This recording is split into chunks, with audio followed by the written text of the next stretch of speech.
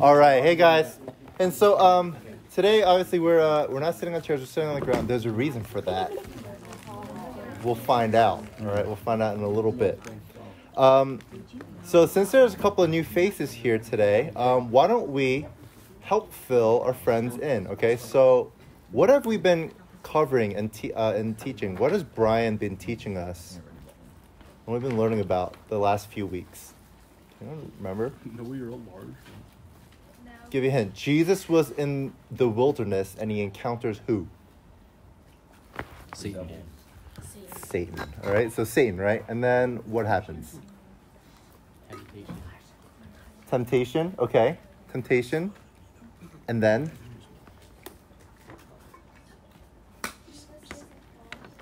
Jesus doesn't fall for it. Yeah. Cool. What else? What else do you guys remember? Jesus doesn't fall for it.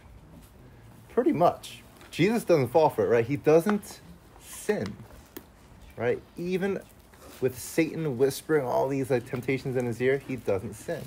And so he is our sinless Savior. So that's what we've been learning so far. And from now until the rest of the school year, we're actually going to explore who Jesus is through kind of different stories of Jesus. And so that's the whole point of the next kind of series on teachings through the Bible. We're just going to look at stories of Jesus, see who he is. And since Jesus is the invisible God made visible, the God of the universe made into flesh, right? That's who Jesus is. If we look at and explore and study and get to know who Jesus is, we'll get to know who God is. Because Jesus is God. He's the Son of God. And so what we do know is that Jesus is sinless, meaning he's holy. He's pure.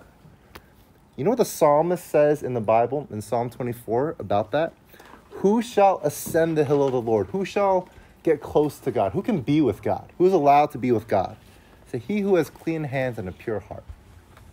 He who has clean hands and a pure heart. So tonight, I'm going to explore, who does Jesus spend time with then? Who does Jesus spend time with? More importantly, would you spend time with Jesus?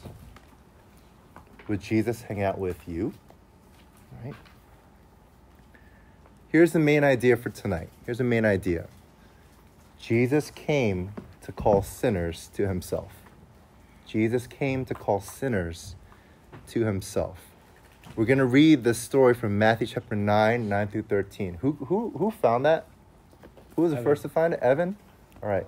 Evan, thanks for standing out. And could you read for us, nice and loud, Matthew 9, verse 9 through 13? As Jesus went on from there, he saw a man named Matthew sitting at the tax collector's booth. "Follow me," he told him, and Matthew got up and followed him.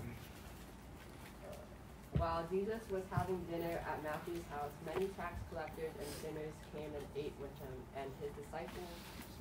When the Pharisees saw this, they asked his disciples, "Why does your teacher eat with tax collectors and sinners?" On hearing this, Jesus said, "It is not the healthy who need a doctor, but the sick. But go and learn what this means. I desire mercy, not sacrifice, for I have not come to call the righteous, but sinners." Thanks, Evan. Thanks, Phil. So Jesus came to call sinners to himself. Since there's only 5 verses that we cover tonight, I'm just going to kind of go verse by verse and kind of make some observations. And let's see who Jesus is through this story. The first thing I notice here in verse 9 is Jesus is passing on from a time of he was teaching all these people. And he sees a man named Matthew. And so what we see here is Jesus notices sinners. And he invites them. Jesus notices sinners and he invites them. See, Matthew, he's a tax collector. Does anyone know what a tax collector in the Bible is? Yeah, Ryan. Someone who collects tax, for sure, okay? And why does that matter? Like, why is that detail mentioned? They betrayed the Jewish people to collect taxes for the Romans. Okay, they betrayed, and why? How are they betrayers? Like, Because the tax collectors like were known to steal money from yeah, and they themselves are Jews, right? So it was like Jew on Jew violence. I mean, this was bad stuff. They were kind of almost like mafia mobsters. They would like beat up and steal money from their fellow countrymen. It's almost like raise your hand if you've heard like there's a war going on in Russia and Ukraine right now, right? Okay, so I think probably many of us have heard about this, right? It will be as if, imagine a Ukrainian guy, he defects and then he starts spying for the Russians. And his village people find out. What would you think would happen to that guy if he got caught spying for the other side? Forgiveness. Huh? Loving forgiveness. Loving forgiveness. Wow. Okay. Who thinks differently? What else could possibly happen to this guy? Yeah, Brendan. Execution? Yeah, probably, actually. Yeah. Justin. Oh, you're just high five. Okay. Whose hand is that? Yeah. A fee. Huh? A fee. What do you mean a fee? Oh no, they have to pay something. Oh, okay. They have to pay something? All right. Yeah. All right. Prison? Probably prison. Okay. So I'm trying to paint a picture here, right? Because we have the IRS, but we don't really have bad guy tax collectors, really not as much. So we don't get what the big deal is. But imagine if like this Ukrainian guy, he like betrayed his own people. He started spying for the other side. And so that's what a tax collector is, right? He technically belongs to the people, but he starts playing for the other side. And he starts stealing from his own people. So this Matthew guy, he's a bad dude. He's a bad guy. Like this is not a good guy. But the surprising thing is, Jesus notices Matthew, this sinner, this tax collector, this betrayer, this traitor, this guy who's not a good guy. And he knows who Matthew is. There's no mistake. But the surprising thing about Jesus is, although he knows Matthew is a tax collector, he invites him to follow him. He's able to see that Matthew could be more than just a tax collector. And so that's the kind of God that we have. Jesus notices sinners, but he sees that this Matthew guy, this tax collector, this really bad guy, he can actually follow me. How many of us have ever heard the phrase, maybe like in a church setting, come as you are? Raise your hand if you've ever heard that in any kind of way, right? What does that usually mean? Who can explain, like, come as you are? If someone asks you, like, what does it mean? What do you mean, come as you are? Come as you are. To come as you are, okay. Using other words. Nirvana? That's what I was saying. Okay.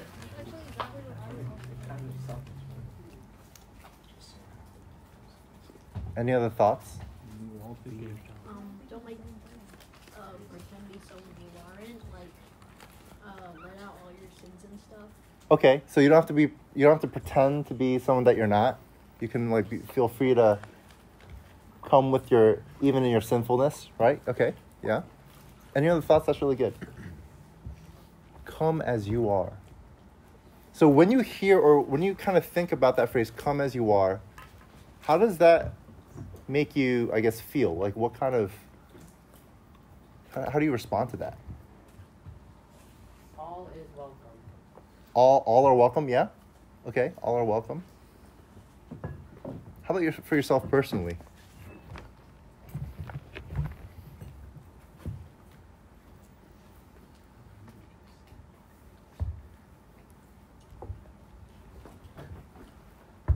Does that comfort anyone?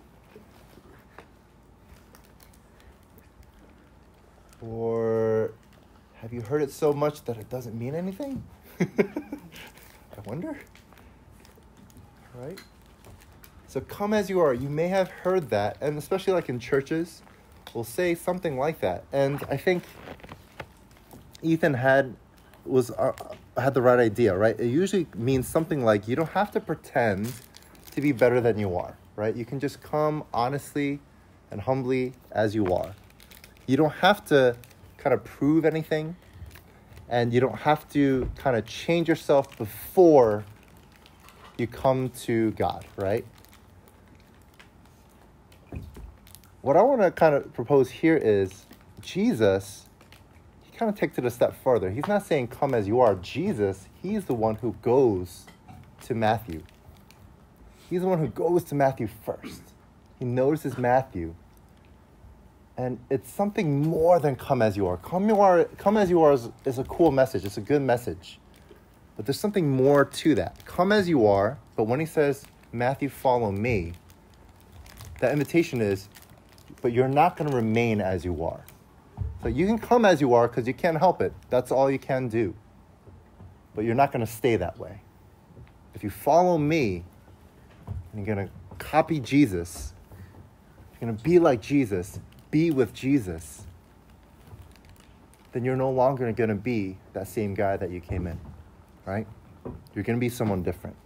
So come as you are, but you're not going to stay as you are. You're going to be someone different. And that's the real hope. That's the good news that Jesus is telling and inviting Matthew to. The second thing you see in verse 10, it says this, Jesus reclined at table in the house. Behold, many tax collectors and sinners came and were reclining with Jesus and his disciples. Can someone show me how to recline? Okay. All right. Recline, right? This is kind of what excuse me.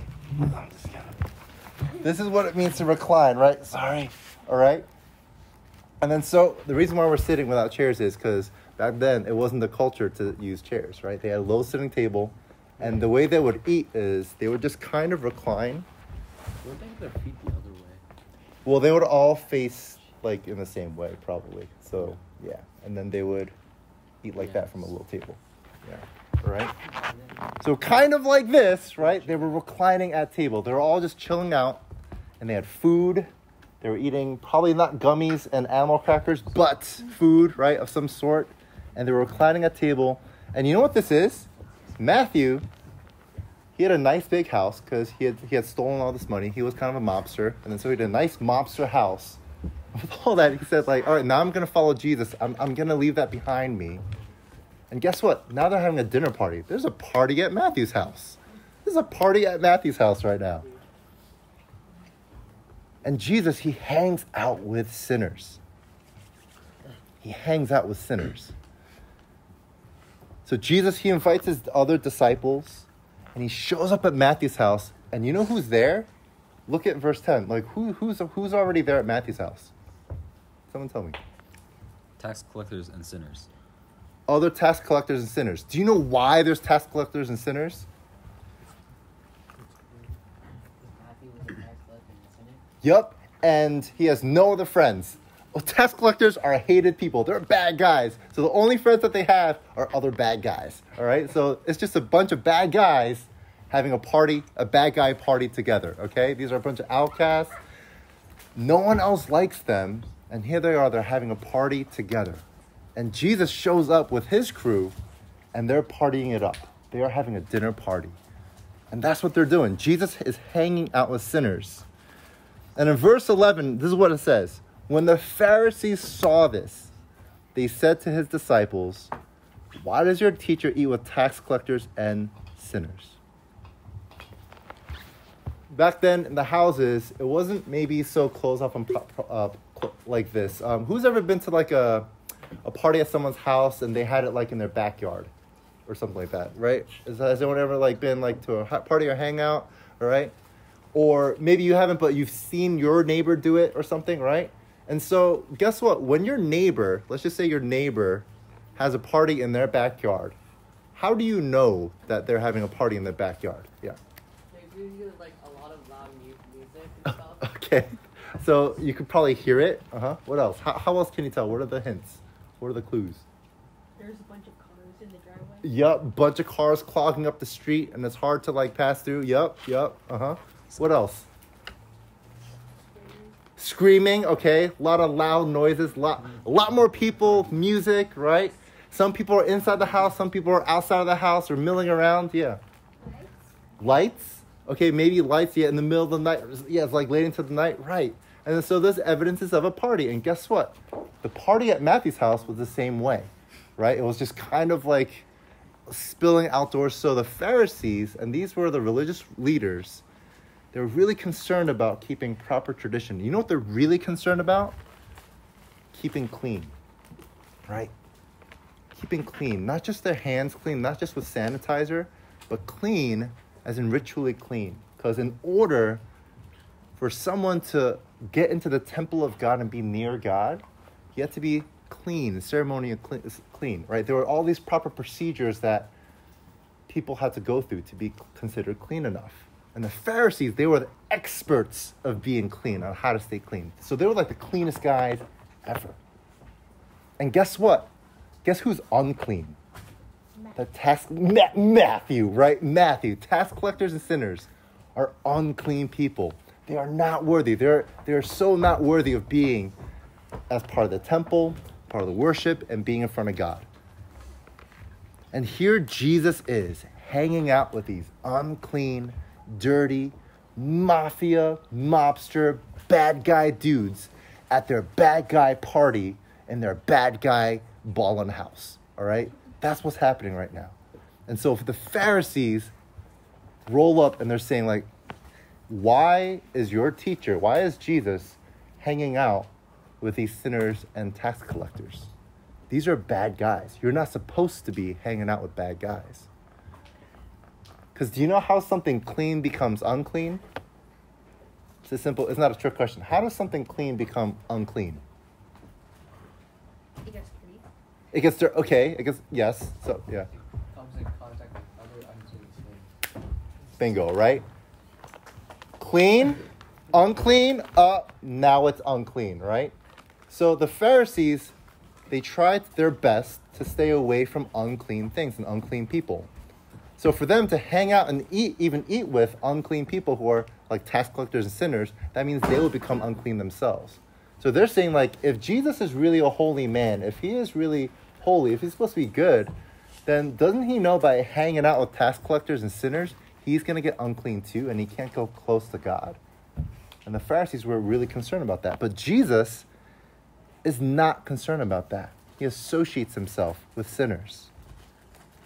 And just like we learned when Brian was teaching us, Jesus, he can't become unclean. He doesn't fall into temptation. He is without sin. Next thing we notice in verse 12 is this. I'll read in verse 12. But when Jesus heard it, he said this, "Those who are well have no need of a physician, but those who are sick." Jesus came to heal sinners. Jesus came to heal sinners. That means Jesus didn't come for already good people. Jesus didn't come for people who already thought they were too good. Instead, who did Jesus come for? He came for sinners like you and me. And you know what a sinner is, honestly, versus a Pharisee in this instance? In fact, they're the same people. But the difference was the sinners knew that they were sinners. The sinners knew that they were unclean. They were honest about it. They were humble about it. They said, actually, I know that I have sin in my life. I know I need help. I know that I'm unworthy. But the Pharisees, they were self-righteous. Does anyone know what self-righteous means? Who knows what self-righteous means? Who does not know what self-righteous means? Raise your hand. Oh, okay, so everyone knows what okay, all right. So besides Eric, everyone knows this. Okay, so what does self-righteous mean? Yeah. Like proud of yourself. Like proud, what do you mean proud of yourself? Like righteous in yourself. Righteous in yourself? Okay, all right. Try to use other words other than righteous. Yeah, Ethan. Part of your own accomplishments? Okay. Okay. What are some other thoughts? Self-righteous. When you believe you're right. When you believe you're right, yeah, okay. All right, so all those correct. I would say with kind of an arrogant tone, right? As in like, I'm better than you, right? I'm right. I determine I'm right. I've just determined it. And therefore, I'm just better, right? And that's kind of the self-righteous attitude. And so the Pharisees, they were sinful too, because they're just people. And the people that they were calling sinners, they're also sinful. The only difference is one group was willing to admit it. They were just honest about it. And the Pharisees were so self-righteous, they're like, no. But at least I'm clean, and you guys are not. So Jesus, he came to call sinners, not the self-righteous and the righteous. He came to call sinners to himself, and he's merciful. So that's why he says this. Go and learn what this means. Go and learn what this means. I'm going to look at verse 13. Jesus says this. Go and learn what this means. I desire mercy and not sacrifice. For I came not to call the righteous, but sinners. Jesus, when he was hanging out with people, he did not go with the most righteous and perfect and good-looking people. He actually went to the outcasts, the sinners. And he was willing to show mercy on them. See, the Pharisees, when they saw tax collectors and sinners, they're like, oh my God, ew, right? Like that was their attitude. Oh my God, ew. Let's not hang out with them. They're going to be a bad influence on us. But Jesus, his attitude was different. Jesus saw that the people he was with, they were sinners for sure, but they were sick and they needed help. They didn't need rejection and condemnation. They needed help and healing and compassion and mercy. And that's how Jesus approaches us, right? So I'll say this in a different way. God, being God, he knows all things. He sees our sin pretty clearly, right? Who has ever tried to get away with like, you might out yourself right now. Yeah, that's fine. I'm going to assume we all have done this, right? Who has ever tried to get away with like cheating in school or like doing something you know you shouldn't be doing, right? All right, yes, okay, right? But you were caught or you found out your teacher or your parent or someone, they definitely saw what you're doing. Like, has anyone ever been in that situation? You're like, you're trying to get away with it, but then they're growing up or someone, like they definitely saw that what you're doing and you knew that they knew and that they knew and that you knew like what you were doing, right? And so that's like with God in a more perfect way. He knows that we're sinners just like we know, but to a perfect degree. So he sees our past sins, our present sins, even our future sins he's aware of. And yet, the crazy thing is, God is so merciful that instead of condemning us, he moves toward us with compassion. That's the picture that we see of Jesus here. He knows that they're sinners. He doesn't pretend that they're not. He doesn't excuse their sin. He doesn't say, I accept you as you are, keep living how you're living. That's not Jesus' message. Instead, he said, actually, you follow me. Live a changed and different life. Don't keep doing what you're doing. Follow me instead. Follow Jesus. Because in Jesus, you'll have true life, a true satisfaction, a true peace and joy. But in between, get this, in between, when you ask someone to change, and maybe that sin, maybe the tax collectors and sinners, they really wanted to change. Maybe Matthew, he really wanted to change. And guess what? Matthew, a.k.a. his name was Levi. He was also called Levi. He does become one of Jesus' 12 closer disciples. And so you can imagine Matthew/Levi, he wanted to follow Jesus. He was trying to make a change. He had to leave that whole life of tax collecting and never turn back. And yet, I think there was this awkward in-between period where it wasn't so obvious to other people that he was a changed man yet. I don't know if you've ever faced that yourself. You promise You screwed up and you promised your parents or your friend or your siblings or your teacher. And it's like, I promise I'm a changed person. I won't do that again. I promise I'm different. But there's just not enough evidence yet that you're a changed person. There's more evidence of your bad than good. Does it make sense? And so in the same way, that's what Jesus is with right now, these people. The tax collectors and sinners, that's what they're known for. Most of their reputation in lives is just bad. They have more bad than good going on in their lives right now. But Jesus says, that's okay. I know the bad in your life, but I want you to follow me. And in between, what you need is not more condemnation, not more judgment, not more guilt or shame, but mercy. Mercy, right? And that's the picture of Jesus that we see here. Jesus offers mercy to sinners. He calls sinners to himself, knowing full well that maybe they have more sin and bad than good. And yet, Jesus has that hope. He has expectation. He sees that potential for someone, even like a tax collector like Matthew, to be a follower, a faithful follower of Jesus. And in between, he has so much mercy, so much patience, so much love. So Jesus came to call sinners to himself. That includes me and you.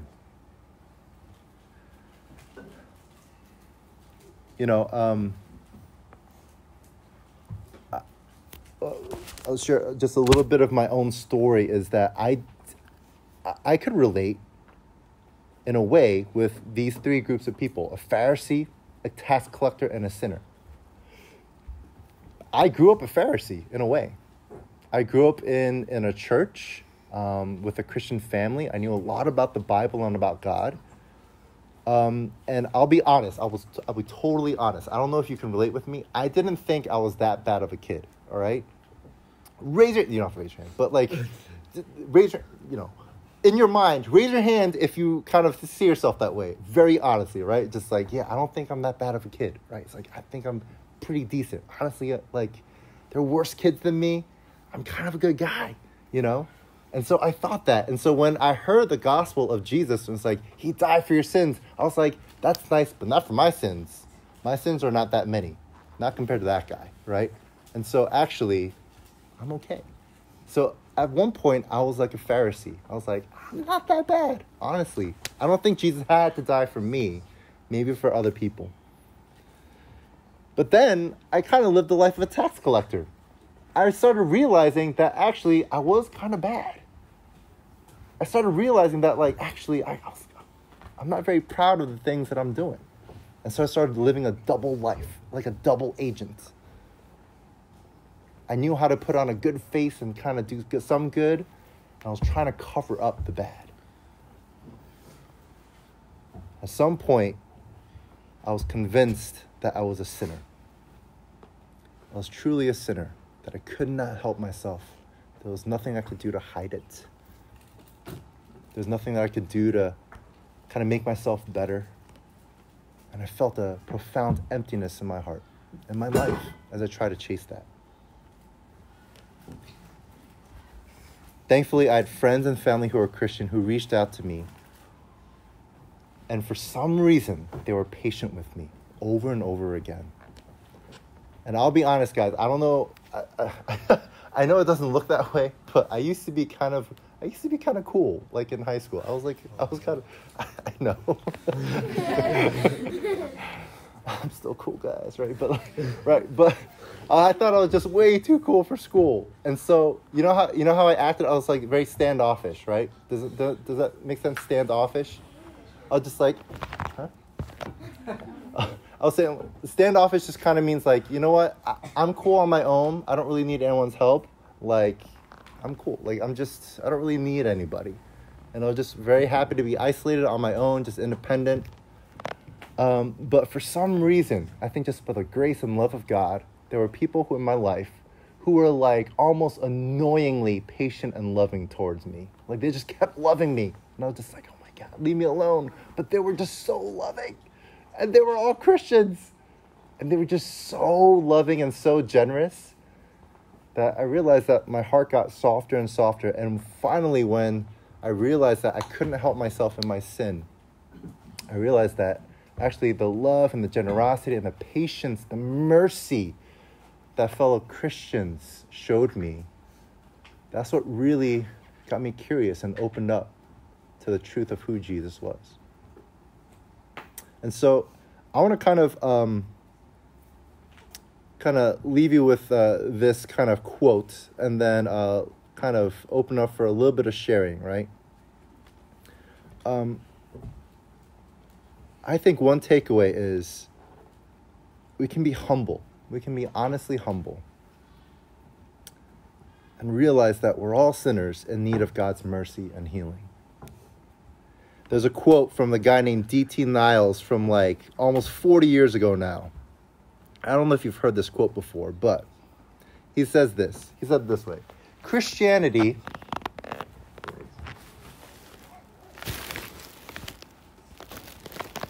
is like one beggar telling another beggar where to find bread.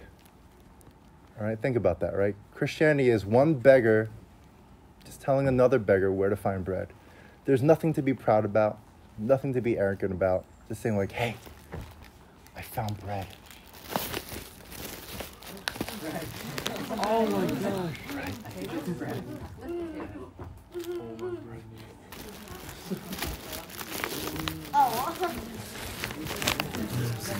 Yeah, you could eat it.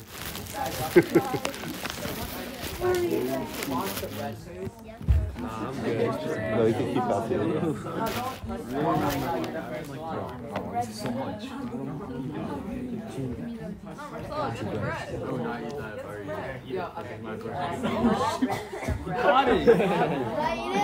If you're like serious allergies, just don't. But if you can eat the bread. It's fine. It's clean. It's good. It's good. Very creative. Yeah, it's hollow bread. Are we breaking? Nuna! Too close.